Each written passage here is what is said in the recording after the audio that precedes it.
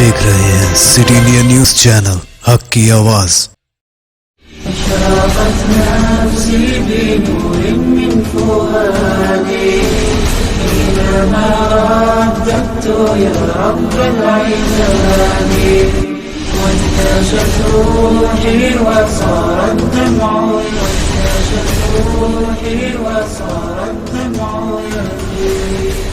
السلام علیکم ورحمۃ اللہ وبرکاتہ۔ City India news T V کے پروگرام پیغام دین میں آپ سب کا پھر سے استقبال ہے۔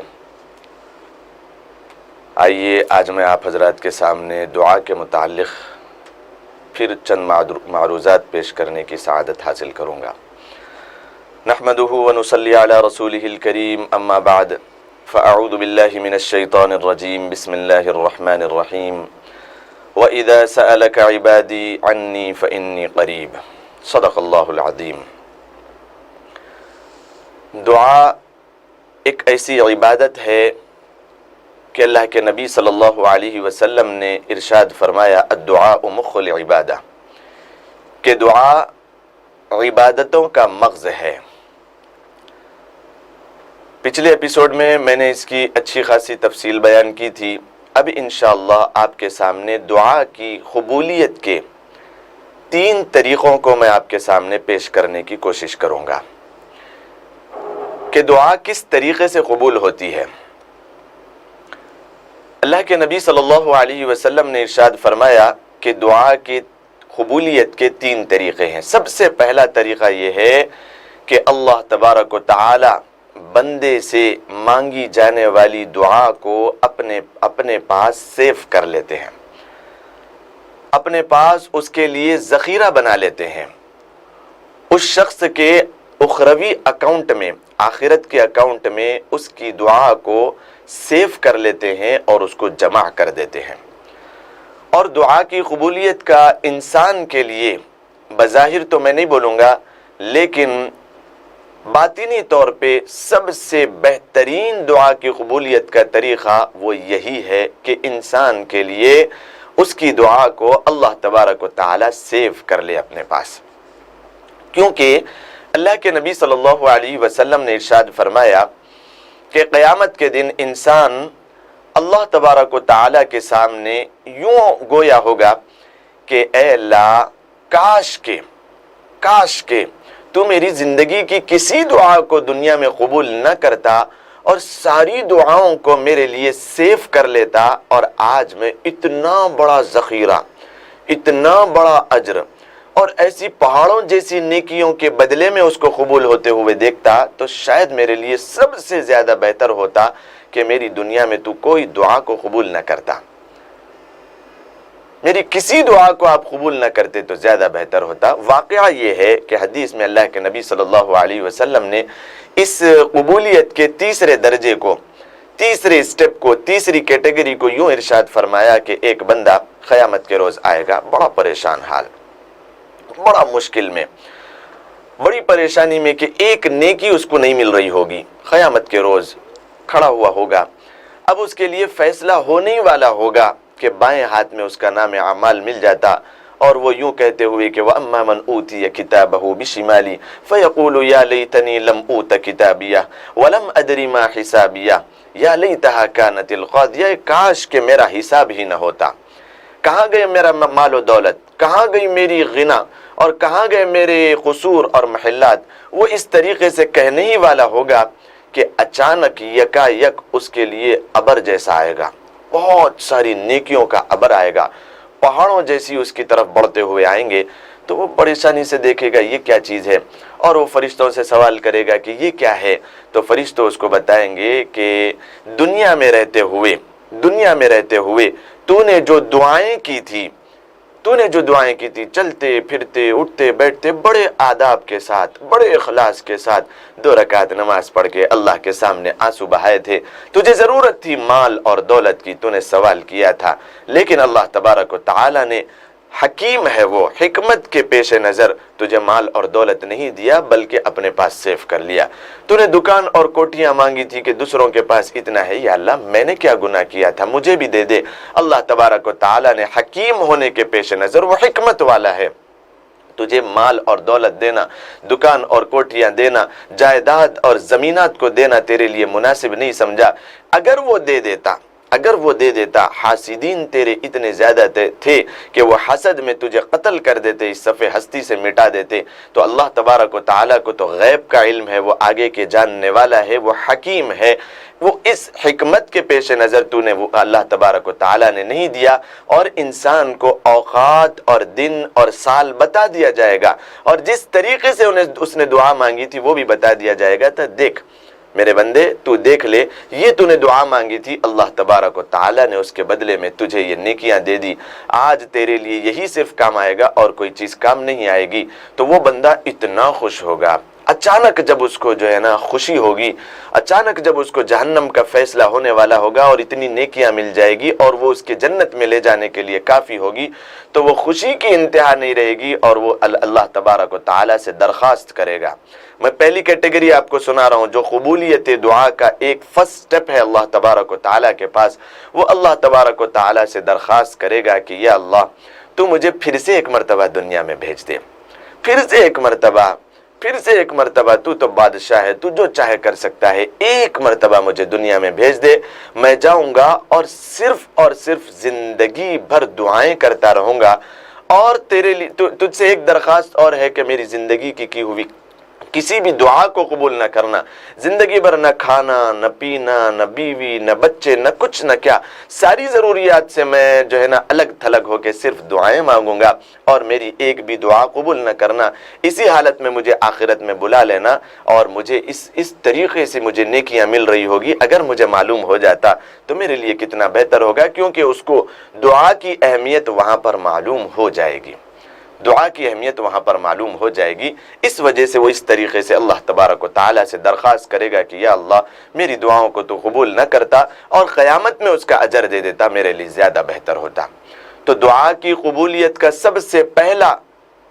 سٹیپ جو ہے، اور جو سب سے پہلا طریقہ، وہ یہ ہے کہ بندہ جب اللہ تبارک و تعالیٰ سے دعا مانگتا ہے، اللہ تبارک و تعالیٰ تو اس کی مانگی ہوئی دعا کو اٹھا کر قبولیت کے شرف میں ڈال دیتے ہیں، لیکن اس کو دنیا میں نہیں دیتے، اپنے پاس سیف کر لیتے ہیں۔ اور ایک بات بیچ میں دعا کے متعلق یاد آ گئی، اس کے بعد دونوں کیٹیگری آپ کے سامنے سناؤں گا۔ کتنی عبادتوں کے طریقے اللہ کے نبی صلی اللہ علیہ وسلم نے دنیا میں بتائے، بڑی سے بڑی عبادت، لیکن عبادتوں میں اگر تھوڑی سی بھی ریاکاری آ جائے، دکھلاوا آ جائے، تو وہ عبادت کے ثواب کے بجائے انسان کو گناہ ملتا ہے۔ جس طریقے سے میں نے آپ کے سامنے سنایا، فویل للمصلین الذین هم یراعون ویمنعون الماعون، کہ بہت سے نماز پڑھنے والے ایسے ہیں جو دکھلاوا کرتے ہیں، اللہ تبارک و تعالی نے ان کے اوپر ویل اور بربادی کے فیصلے کر دیے، ان کے لیے کچھ نہیں ملے گا، کالے گندے کپڑے میں لپیٹ کے ان کے منہ پہ مار دیا جائے گا۔ نماز ہے، زکوٰۃ اگر کوئی دکھلاوے کے لیے دیتا ہے تو پھر اس کی زکوٰۃ قبول نہیں، حج اگر کوئی دکھاوے کے لیے دیتا ہے تو اس کا صرف اور صرف میرے نام کے آگے الحاج آ جائے تو وہ اس کا حاجی 50,000 اگر وہ حج کر لے تو بھی اللہ تبارک و تعالیٰ اس کے کسی حج کو قبول نہیں فرمائے گا اور اس کے لیے بربادی کا سامان مہیا ہو جائے گا۔ اور کوئی عبادتیں اگر وہ کرتا ہے، ریاکاری اس کے اندر شامل ہو، 1 کروڑ روپے بھی ایک اللہ کی راہ میں خرچ کر دے اور ریاکاری کے لوگ مجھے سیٹ کہے، وہ برباد ہو جائے گی۔ لیکن آپ یہ بات یاد رکھیں، دعا ایک ایسی عبادت ہے، دعا ایک ایسی عبادت ہے، اللہ کے نبی صلی اللہ علیہ وسلم نے ارشاد فرمایا کہ اگر کوئی انسان دکھاوے کے لیے بھی دعا کرتا ہے تو اس کی عبادت میں اضافہ ہی ہوتا چلا جاتا ہے۔ دکھاوے کے لیے بھی اگر کوئی عبادت کرتا ہے، اور زندگی کی کوئی دعا انسان کی ایسی نہیں ہوتی جو وہ قبول نہ ہوتی ہو، ہر دعا انسان کی اللہ تبارک و تعالیٰ قبول کرتا ہے۔ پہلا سٹیپ تو میں نے آپ کے سامنے بتا دیا، پہلی کیٹیگری تو میں نے آپ کے سامنے تذکرہ کر دی ہے کہ کس طریقے سے اللہ تبارک و تعالیٰ قبول کرتا ہے۔ آئیے 2 اور کیٹیگری کیا ہے؟ دوسرا سٹیپ، جب انسان اللہ تبارک و تعالیٰ سے دعا مانگتا ہے کسی بھی ضرورت کے خاطر، یا اللہ میرے بچے کی نوکری، میری نوکری، مال میں برکت، تجارت میں ترقی اور کاروبار میں برکت، مال دولت اور جو بھی چیز کے لیے وہ دعا مانگتا ہے، اللہ تبارک و تعالی اس دعا کے بدلے میں اس کے لیے جو مقدر میں مصیبتیں لکھی ہوئی ہے ان مصیبتوں کو ٹالنے کے فیصلے کر دیتا ہے، دور کرنے کے فیصلے کر دیتا ہے۔ یعنی اللہ تبارک و تعالی بدلے میں کوئی اور چیز دے دیتا ہے، بدلے میں دوسری چیز کے مصیبت۔ اللہ کے نبی صلی اللہ علیہ وسلم نے یوں ارشاد فرما دیا کہ انسان کی زندگی کے لیے اس کا مقدر لکھ دیا جا چکا اور قلم سوکھ چکے۔ مقدر جو کون سا انسان کب پیدا ہوگا اور وہ کیا کرے گا، وہ مرد ہوگا یا عورت ہوگی، مرد ہوگا تو وہ کتنا نیک ہوگا، اس کے لیے زندگی میں کتنا کھانا مقدر میں ہوگا، کیا رزق ہوگا، وہ کیا کرے گا زندگی میں، کیا کیا مصیبتیں اس کے اوپر آئے گی، کیا پریشانیاں آئے گی، کیا آفتیں آئے گی، کیا کیا خوشیاں اس کو ملے گی، کیا بہاریں اس کو ملے گی، کتنی اولاد اس کو ہوگی، اس کا نکاح ہوگا نہیں ہوگا، اور پھر اس کی اولاد کی اولاد اولاد کی اولاد کتنی ہوگی، وہ کتنے برس تک جیے گی، سارا کا سارا انسان کا مقدر میں لکھ دیا جا چکا، اور اللہ تبارک و تعالی نے قلم بھی سکھا دیے کہ اب اس کے اندر رد و بدل ہونے والا نہیں ہے۔ اب انسان کے لیے ایک جو ہے نا دن مقرر ہے کہ بھئی فلاں دن انسان کے اوپر یہ فلاں مشکل اور مصیبت آنے والی ہے۔ انسان یہاں سے دعا کرتا ہے کہ یا اللہ مجھے مال اور دولت نصیب فرما، تو اللہ تبارک و تعالی اس مال اور دولت کے بدلے میں جو مصیبت دوسرے دن اس کے اوپر آنے والی ہے کہ جو ہے نا وہ گاڑی پہ جا رہا ہوگا، اچانک کوئی گاڑی اس کے سامنے آئے گی اور وہ جو ہے نا ٹکر کھا کے جو ہے نا مرنے والا ہوگا، یا پھر کوئی اور اس کے لیے مقدر میں فیصلہ کہ ہاتھ پیر ٹوٹنے والے ہوں گے، اس نے دعا کی تھی وہ دعا اس کے پاس آ جائے گی اور وہ یوں اس طریقے سے کٹ مارے گا اور نکل جائے گا۔ بعض لوگ کہتے ہیں نا، اور ہم نے بھی سنا، آپ نے بھی سنا ہوگا کہ میں اس طریقے سے اچانک یوں کٹ مارا اور نکل گیا، میں بچ گیا۔ وہ کٹ مارنا میرے ذہن میں کیسے آیا؟ وہ کٹ نہیں ہے بابا، وہ اللہ تبارک و تعالی کی طرف سے جو تو نے اللہ کے سامنے دعا مانگی تھی وہ دعا آج کام میں آ گئی۔ آپ نے دعا کی تھی یا کسی اور نے دعا کی تھی، آپ کے مقربین، آپ کے رشتہ دار، آپ کے ذوی القربہ، کسی نے آپ کے لیے دعا کی تھی، وہ دعا آج آڑ آ گئی، وہ دعا آج حائل بن گئی کہ آج کی مصیبت تمہاری ٹال دی گئی۔ اور اس طریقے سے بہت ساری مصیبتیں ایسی ہوتی ہے کہ انسان جو دعا کرتا ہے وہ اللہ کی طرف جاتی ہے، اور جو مصیبت اس کے لیے مقدر میں رہتی ہے وہ نیچے آتی ہے۔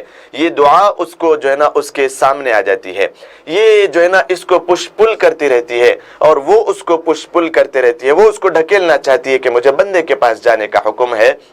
اور اللہ تبارک و تعالی نے اس کی مانگی ہوئی دعا کو نیچے سے لگا دیتا ہے۔ قیامت تک وہ دونوں کے دونوں ایک دوسرے کو ڈھکیلتے رہتے ہیں، لیکن بیچ ہی میں وہ لوگ موقوف رہ جاتے ہیں۔ قیامت تک اس انسان کے مرنے تک اور اس کے بعد بھی وہ مصیبت اس تک نہیں پہنچتی۔ یہ دعا کا اثر ہے، یہ دعا کا اثر ہے کہ بعض لوگ شکوے شکایتیں کرتے ہیں کہ اللہ تبارک و تعالی نے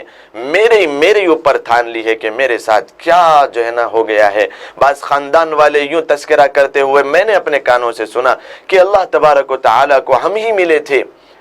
کہ ہمارے اہل خاندان والے جو ہے نا چلے گئے، ہمارے خاندان میں بیماریاں آ گئی، ہمارے خاندان سے مال اور دولت لٹ گیا، ہمارے خاندان سے عزت اور آبرو لٹ گئی، کیا ہم ہی ملے تھے، کوئی اور نہیں ملا تھا؟ ہم نے کتنی دعائیں کی۔ بعض لوگوں کے بولتے ہوئے میں نے اپنے کانوں سے سنا کہ بہت مانگا اللہ سے، اب اس کی ذات کے اوپر یقین نہیں ہے، بہت مانگ کے دیکھا تھا، بہت مانگ کے دیکھا، لیکن اب اس کی ذات پہ یقین نہیں رہا۔ وہ فلاں کو تو دیتا ہے، فلاں کو تو دیتا ہے، فلاں کو تو دیتا ہے، رشتہ دار اہل خاندان میں اللہ نے اتنا دیا، میرے ساتھ کیا اس کا گلہ ہو گیا؟ میں اس کا کتنا برا بندہ ہو گیا کہ وہ میری نہیں سنتا؟ ایسا کچھ بھی نہیں ہے، کوئی رب نہیں، کوئی مسلمانوں سے میں نے سنا ہے، مسلمان سے میں نے سنا ہے۔ تو آج آپ کا ذہن و دماغ اس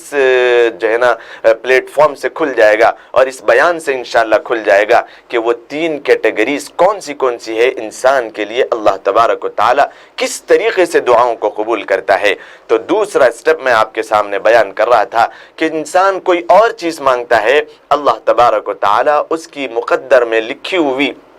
مصیبتوں کو اور آزمائشوں کو اور آفتوں کو اور آسمانی اور سلطانی مصیبتوں کو اللہ تبارک و تعالیٰ اس سے دور کر دیتے ہیں، اور اس طریقے سے اللہ تبارک و تعالیٰ دعا کو قبول کرتے ہیں۔ اس کو اس مثال سے بھی آپ سمجھیں کہ انسان کے لیے ایک بیماری تو 4 دن کے بعد آنے والی تھی، اور ایک انسان یہاں پر رہتے ہوئے اللہ تبارک و تعالیٰ سے دعا کیا کہ یا اللہ تو مجھے 10 لاکھ روپے عنایت فرما۔ اور یہ میں آپ کو بیان میں اس بات کی بھی تلقین کر رہا ہوں کہ اللہ تبارک و تعالیٰ ہی سے مانگنا ہے، چاہے وہ مال کا سوال ہو، چاہے وہ دولت کا سوال ہو، چاہے وہ دکان اور کوٹھیوں کا سوال ہو، لیکن آپ ان چیزوں کے ساتھ ایک لفظ کا اضافہ کر لیں کہ یا اللہ تو مجھے مال اور دولت عافیت والا عطا فرما۔ اب عافیت والا جب اللہ تبارک و تعالیٰ مال اور دولت نصیب فرمائے گا تو اس مال اور دولت سے انسان برے کام نہیں کرے گا جو پکڑ کا ذریعہ بنے گی۔ عافیت والا 1 کروڑ روپے کا آپ کو سوال کرنا ہے، اللہ ہی سے کرنا ہے، کسی اور کے سامنے ہاتھ نہیں پھیلانا ہے، اللہ ہی سے کرنا ہے، اے اللہ تو مجھے 1 کروڑ روپے عطا فرما، لیکن عافیت والے عطا فرما کہ انسان کی مصیبتیں بھی دور ہو گئی اور اس مال سے وہ نیک اعمال ہی کرے گا، برے اعمال اس کی آل اولاد میں بھی اس مال سے نہیں ہو سکیں گے۔ انسان مثال کے طور پہ دعا مانگا کہ یا اللہ تو مجھے 10 لاکھ روپے عنایت فرما، اور اس کے کچھ دنوں کے بعد اس کے لیے ایک بیماری ایسی آنے والی ہوگی کہ اس کے لیے 1 کروڑ روپے خرچہ ہو جانے والے ہوں گے۔ اللہ تبارک و تعالیٰ اس کی اس دعا کو قبول فرما لیا، اور وہ جو بیماری اس کے لیے آنے والی تھی اور وہ بیمار ہونے کے بعد وہ ہاسپٹل میں اس کے لیے اتنا ہی خرچہ ہونے والا تھا جتنا اس نے دعا مانگی تھی، اللہ تبارک و تعالیٰ نے اس بیماری کو دور فرما دی، اور انسان یہاں پر جو ہے نا حشاش بشاش سکون کے ساتھ رہ رہا ہے۔ اور بعض لوگوں کو تو یہ بات سمجھ میں آ جاتی ہے کہ اللہ تبارک و تعالیٰ نے بیماری سے مجھے محفوظ فرما دیا، لیکن بعض لوگ پھر جو ہے نا تنگ دستی اور تنگ نظری اور تنگ علمی کی بنا پر جو ہے نا شکوے شکایتیں کرنا شروع کرتے ہیں کہ اللہ تبارک و تعالیٰ نے ہمارے ساتھ ناانصافی کی کہ ہماری مانگی ہوئی جو ہے نا نعمتوں کو ہمارے لیے سرفراز نہیں فرمایا۔ لہذا اپنے ذہن میں یہ رکھیں کہ سب سے پہلی کیٹیگری اللہ تبارک و تعالیٰ اپنے پاس سیف کر لیتے ہیں۔ دوسرا، اللہ تبارک و تعالیٰ کی قبولیت کا ذریعہ اور طریقہ یہ ہے کہ اللہ تبارک و تعالیٰ مانگی ہوئی دعا کو اس طریقے سے قبول فرماتے ہیں کہ اس کی مصیبتوں کو دور کر دیتے ہیں۔ تیسرا طریقہ یہ ہے کہ اللہ تبارک و تعالیٰ بندے کی مانگی ہوئی دعا کو ٹھیک اسی طریقے سے دے دیتے ہیں جس طریقے سے انسان نے مانگا ہوا ہے۔ انشاءاللہ وقفے کے بعد آپ کے سامنے اس کی تفصیل کو بیان کیا جائے گا۔ السلام علیکم ورحمۃ اللہ وبرکاتہ۔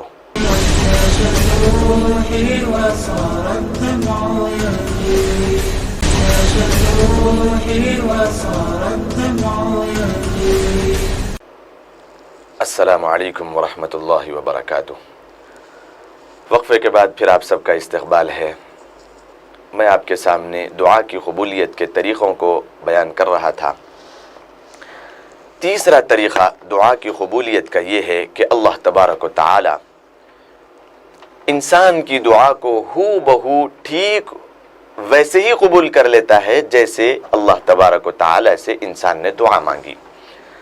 اور یہ جو طریقہ ہے یہ تیسرا طریقہ ہے اللہ تبارک و تعالی کے یہاں، یہ تیسرا طریقہ ہے، اور یہ وہ طریقہ ہے کہ انسان کی دل جوئی اور انسان کے اطمینان کے لیے بڑا کافی ہے کہ انسان یوں سمجھتا ہے کہ میرا رب ہے جو میری جو ہے نا سن رہا ہے، لیکن ہماری تعلیم اس کے برخلاف ہے۔ صحابہ کرام رضوان اللہ تعالی علیہم اجمعین کے ایک واقعے سے ہم اس بات کو سمجھتے ہیں کہ صحابہ کرام جب کبھی ان کے سامنے کچھ دستر ہوتے اور کچھ اچھی نعمتیں دستر کے اوپر ہوتی، کچھ پھل فروٹ ہوتے اور کچھ اچھے کھانے ہوتے، تو وہ اللہ تبارک و تعالیٰ سے اپنی مغفرت کی دعا کرتے کہ یا اللہ کہیں ایسا نہ ہو کہ میرے لیے دنیا ہی میں مجھے نعمتوں کو تو دے دے اور پھر آخرت میں میرے لیے کوئی اور نعمت باقی نہ ہو اور میں ویسے ہی خلاش اور فقیر رہ جاؤں۔ یا اللہ تو مجھے روکھی روٹی کے اوپر گزارا کر دے، لیکن یا اللہ تو میرے لیے زیادہ نعمتوں کو نہ دے۔ اس طریقے سے تعلیم اللہ کے نبی صلی اللہ علیہ وسلم نے ہمیں دی، اور صحابہ کرام کبھی نیا جوڑا پہنتے تو اس طریقے سے وہ لوگ گھبرا جاتے، ان کے دل میں اس بات کی کیفیت اور تمنا پیدا ہو جاتی کہ ہم اسی طریقے سے کن فی الدنیا کأنک غریب او عابر سبیل، کہ دنیا میں تم زندگی اس طریقے سے گزارو کہ ایک غریب اور ایک فقیر اور ایک مسافر جس طریقے سے گزارتا ہے کہ منزل تک پہنچنے کا اس کا مقصد ہوتا ہے، اس کا ایم ہوتا ہے کہ بس میں منزل پہنچ جاؤں، میرے لیے کافی ہے۔ اب مسافر سارا کا سارا گھر لے کے نہیں چلتا اپنے ساتھ، بلکہ 2 جوڑے اور 2 ساز و سامان لے لیا کہ میں منزل تک میں پہنچ جاؤں۔ یہ دنیا عین اسی اللہ کے نبی صلی اللہ علیہ وسلم کے قول کے مطابق کہ ہمیں یہیں پر رہنا نہیں ہے، 100 سال کی زندگی گزارنا نہیں ہے، ہمیشہ یہاں پر رہنا نہیں ہے، بس امتحان دینے کے لیے، اللہ کو راضی کرنے کے لیے ہم اس دنیا میں آئے۔ اللہ کے نبی نے فرما دیا کن فی الدنیا، کہ دنیا میں تم اس طریقے سے رہو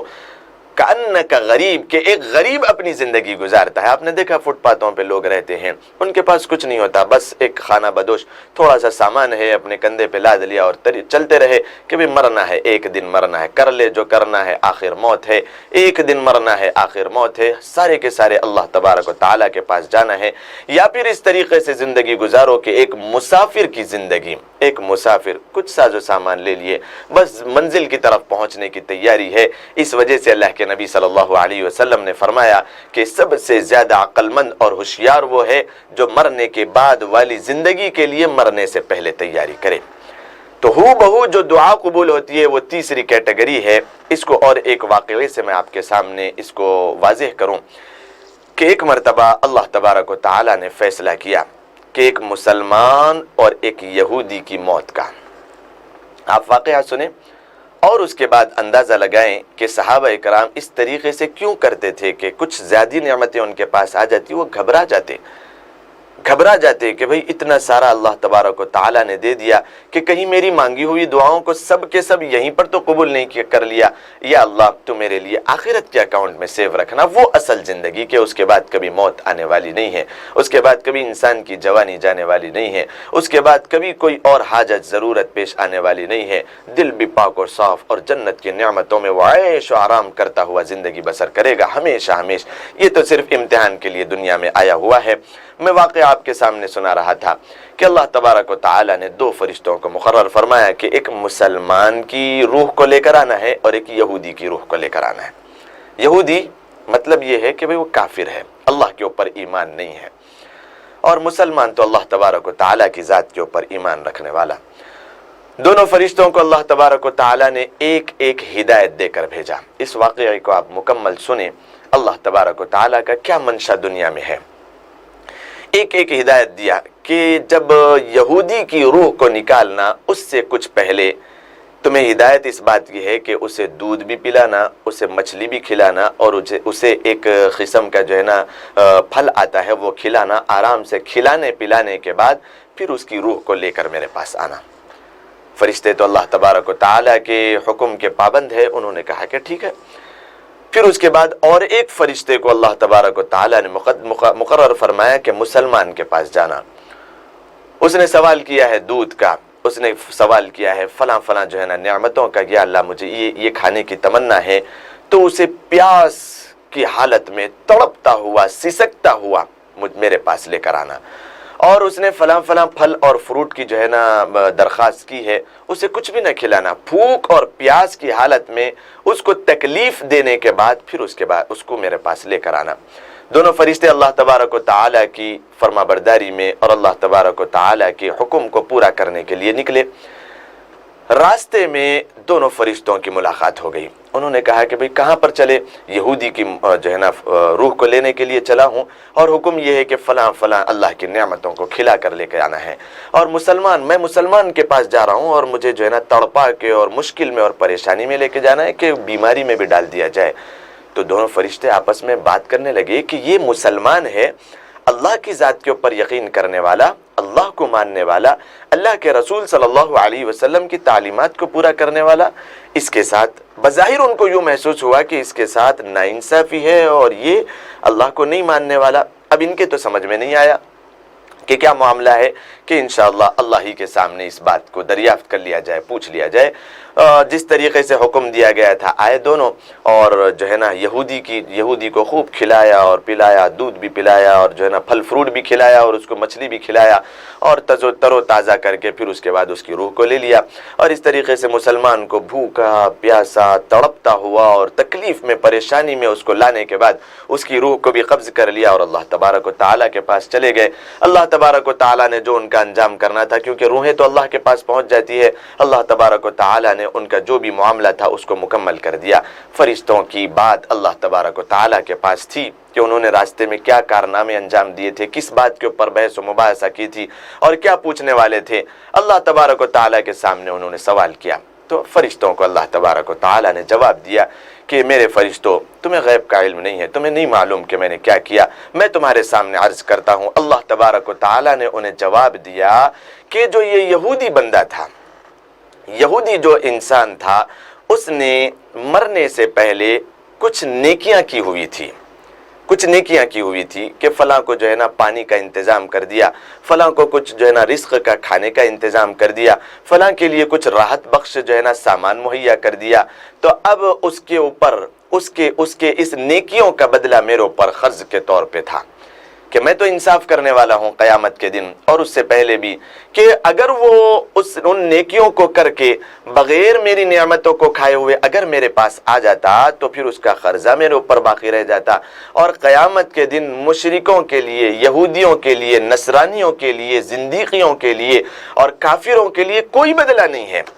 क्योंकि उनके पास ईमान कलमे की दौलत नहीं है। ये मोहर है, कलमा ये एक सारी नेकियों के लिए मोहर है। अगर ये मोहर, ये स्टैंप लगा हुआ है उन नेकियों के साथ तो फिर उनके लिए जज़ा और बदला, हल जज़ाउल इहसानी इल्लल इहसान, कि उनके लिए बदला है। मरने से पहले इसकी नेकियों का मैं ये चाहता था कि उसका बदला दुनिया ही में दे दिया जाए और मैंने उसको दूध की शक्ल में, फल फ्रूट की शक्ल में, अच्छे कपड़ों की शक्ल में और उसकी ख्वाहिशात को पूरी करके ऐश व आराम में उसको डाल के उसकी नेकियों का बदला मैंने वहीं पर पूरा कर दिया। अब जब वो मेरे पास आएगा वो खल्लाश आएगा, उसकी किसी नेकी का कोई उसके पास बदला नहीं होगा और मेरे ऊपर भी कर्ज नहीं होगा, क्योंकि मेरे इंसाफ का तकाजा ये है, अल्लाह तबारक व तआला के इंसाफ का तकाजा ये है कि इंसान को कोई छोटी से छोटी मुश्किल दुनिया में आती है, अल्लाह तबारक व तआला उसको अजर देते हैं। यहाँ तक कि हदीस में है,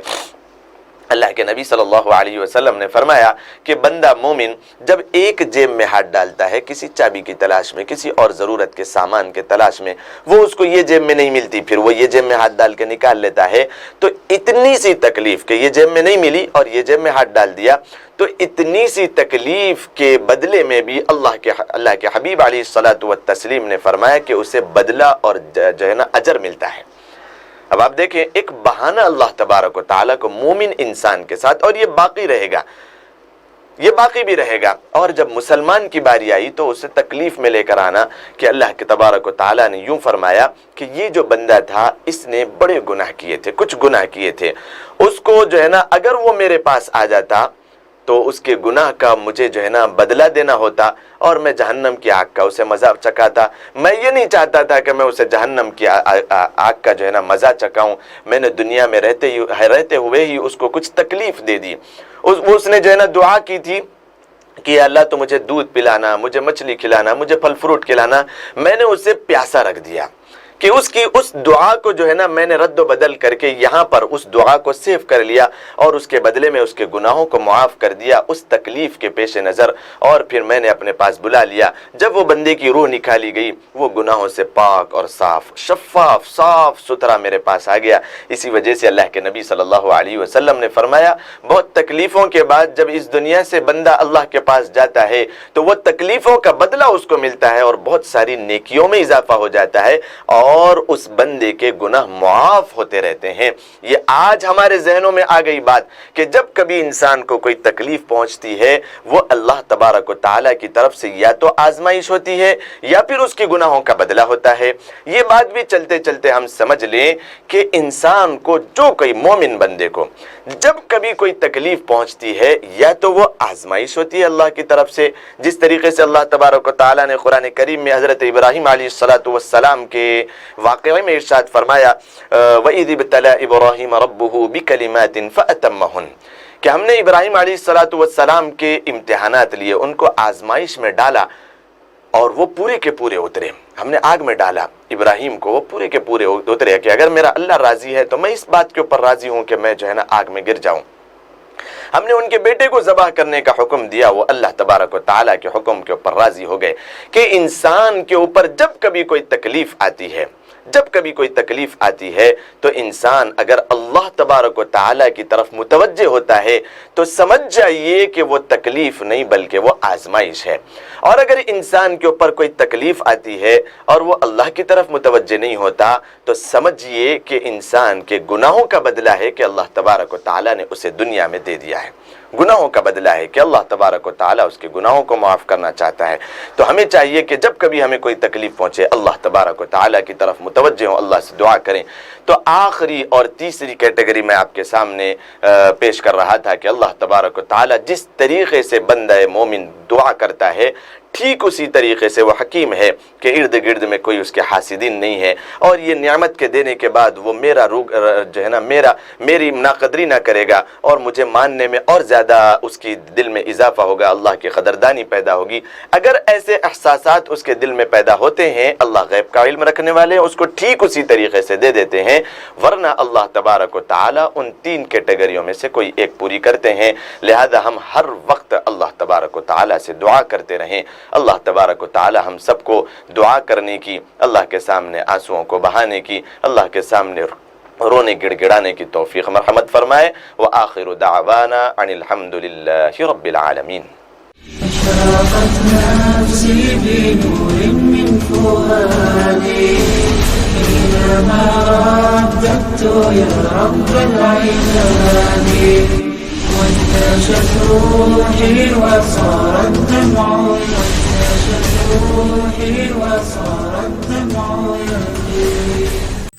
दोस्तों, अगर आपको हमारी न्यूज़ और एंटरटेनमेंट तमाम प्रोग्राम पसंद आते हैं तो फिर लाइक करें, शेयर करें और सब्सक्राइब करें, और हाँ, बेल आइकन दबाना ना भूलें ताकि आप हमारी हर न्यूज़ और हर एंटरटेनमेंट प्रोग्राम से अपडेट रहें।